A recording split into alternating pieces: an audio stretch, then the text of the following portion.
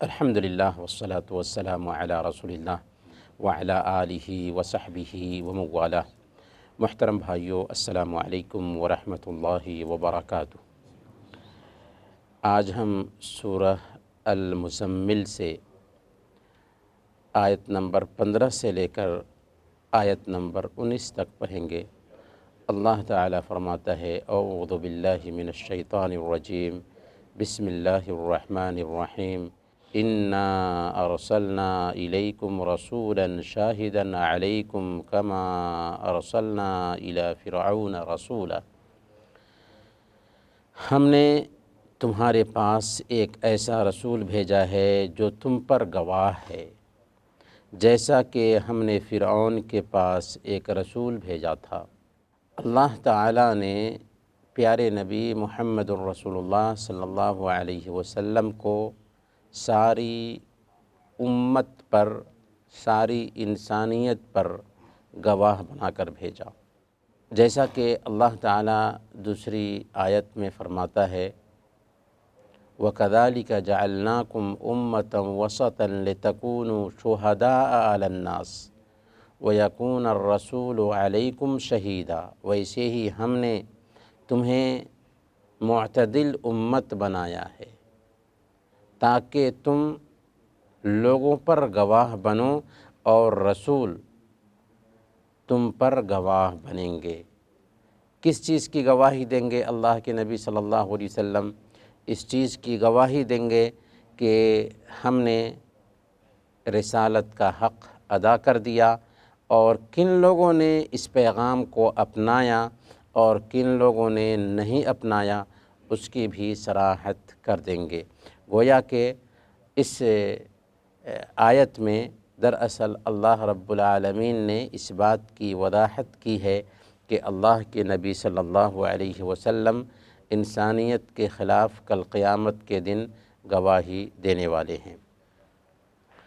اسی طریقے سے اللہ تعالیٰ یہ بھی اس میں دراصل دھمکی دے رہا ہے قریش مکہ کو کہ جیسے بنو اسرائیل کی طرف اللہ تعالیٰ نے موسیٰ علیہ السلام کو بھیجا تھا اور فرعون نے انکار کیا، تو اللہ تعالیٰ نے فرعون کو ہلاک اور تباہ کر دیا، اس کو اپنے لاؤ لشکر سمیت سمندر میں ڈبو دیا۔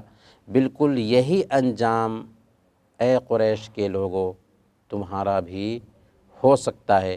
اس کی طرف بھی، اس نقطے کی طرف بھی اس میں اشارہ ہے، کیونکہ اللہ فرماتا ہے: کما ارسلنا الی فرعون رسولا فعصى فرعون الرسول فاخذناه اخذا وبیلا۔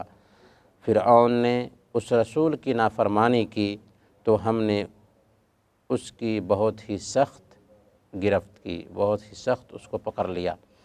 کس رسول کی نافرمانی کی؟ حضرت موسیٰ علیہ السلام کی نافرمانی کی تو ہم نے اس کو سزا دیا، اس کو پانی میں ڈبو دیا۔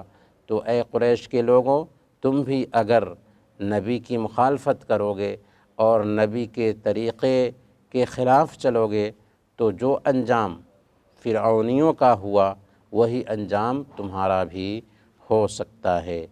فَكَيْفَ تَتَّقُونَ إِن كَفَرْتُمْ يَوْمًا يَجْعَلُ الْوِلْدَانَ شِيبًا۔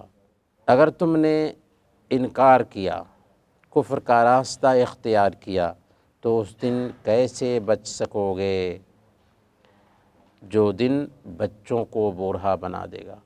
کل قیامت کے دن آپ تصور کیجئے، ایک 7 سال کا بچہ ہے جس نے کوئی گناہ نہیں کیا، کل قیامت کے دن آئے گا تو اس 7 سال کے بچے کے جو بالکل کالے بال تھے، اس قیامت کی ہولناکی اور پریشانی کی وجہ سے اس کے بال سفید ہو جائیں گے، صرف اس دن کی پریشانی کی وجہ سے، حالانکہ اس بچے کی کوئی غلطی نہیں ہے۔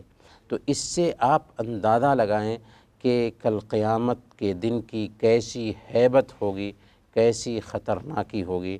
اللہ تعالیٰ وہی بات ہمیں سمجھا رہا ہے کہ اگر تم نے کفر کی راہ اختیار کی تو اس دن کیسے بچ سکو گے، جس دن کی حالت یہ ہے کہ بچے کو بوڑھا کر دینے والا ہے۔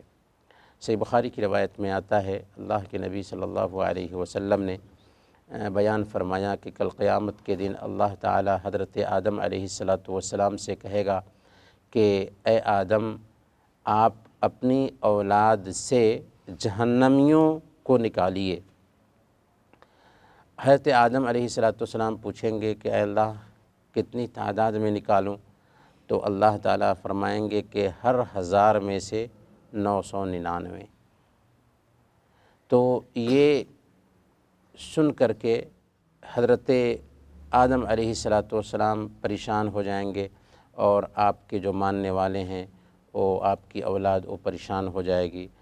تو اس وقت جو ہے نا اللہ رب العالمین فرمائے گا کہ یہ جو 999 ہیں یہ یاجوج ماجوج میں سے ہیں، یاجوج ماجوج میں سے ہیں۔ یاجوج ماجوج بھی آدم علیہ السلام کی اولاد ہی ہے، تو 999 یاجوج ماجوج میں سے ہے، اور ایک آپ کی امت میں سے ہے، آپ کی امت میں سے ہے۔ حدیث میں آتا ہے کہ جب یہ بات سنیں گے تو چھوٹے بچے بوڑھے ہو جائیں گے، چھوٹے بچے کے بال جو بالکل کالے تھے سفید ہو جائیں گے۔ تو اس حدیث میں بھی اس کی طرف اشارہ ہے۔ اللہ تعالیٰ فرماتا ہے السماء منفطر به كان وعده مفعولا، جس دن آسمان پھٹ جائے گا اس کا وعدہ پورا ہو کر رہے گا۔ جس دن آسمان پھٹ جائے گا، یہ کون سا دن ہوگا؟ یہ قیامت کا دن ہوگا، جس دن آسمان پھٹ جائے گا اور اس کا وعدہ پورا ہو کر رہے گا۔ ان هذه تذکرہ فمن شاء اتخذ الی ربہ سبیلا، یہ نصیحت کی باتیں ہیں، تو جو چاہے اپنے رب تک پہنچنے کا راستہ اختیار کر لے۔ یہ نصیحت کی باتیں ہیں، قرآن نصیحت ہے۔ یہ جو باتیں بتائی جا رہی ہیں اس لیے بتائی جا رہی ہیں تاکہ ان باتوں سے سبق لو اور اپنے آپ کو سدھار لو۔ اگر ایسا نہیں کیا تو ایک دن جہنم میں جانا ہے، اس کو کوئی ٹال نہیں سکتا۔ فمن شاء اتخذ الی ربہ سبیلا، تو جو چاہے اپنے رب تک پہنچنے کا راستہ اختیار کر لے۔ اس میں دراصل اللہ رب العالمین نے انسان کی مشیت کی طرف اشارہ کیا ہے کہ ایک انسان کو اللہ تعالیٰ نے عقل دیا، اختیار دیا، اور اپنی عقل اور اپنے اختیار سے عمل کرتا ہے، یعنی وہ مجبور محض نہیں ہے عمل پر۔ اللہ تعالیٰ کی چاہت ہوتی ہے تو کوئی بھی عمل ہوتا ہے۔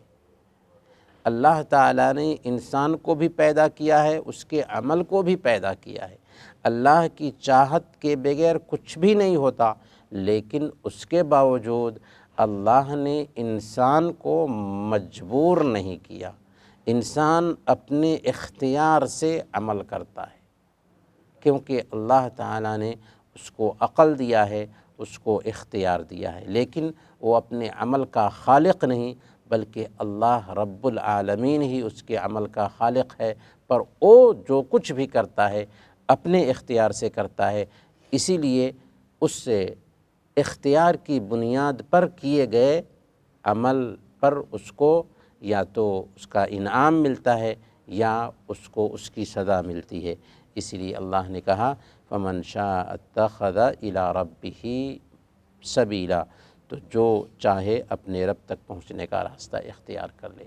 تو ایک انسان کو چاہیے کہ وہ جنت تک جانے کے راستے پر چلے اور جہنم تک پہنچانے والے راستے سے بچے۔ اللہ تعالیٰ سے دعا ہے کہ اللہ تعالیٰ ہم سب کو قرآن اور حدیث کے مطابق زندگی گزارنے کی توفیق عطا فرمائے۔ آمین۔ وصلی اللہ علی نبینا محمد وعلی آلہ وصحبہ اجمعین۔